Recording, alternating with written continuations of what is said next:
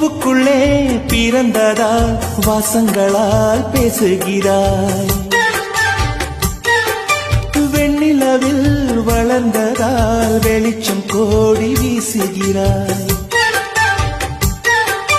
மங்கையின் கன்னத்தில் மஞ்சளின் வண்ணங்கள் வந்ததும் எப்படியோ, மாலையின் மெய்யிலும் காலையின் மெய்யிலும் சேர்ந்ததால் இப்படியோ.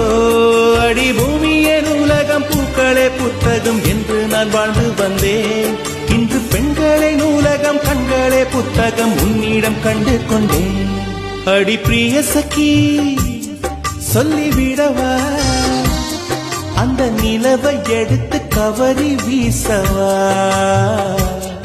எந்த இதயம் கொடுத்து இதயம் வாங்கவா.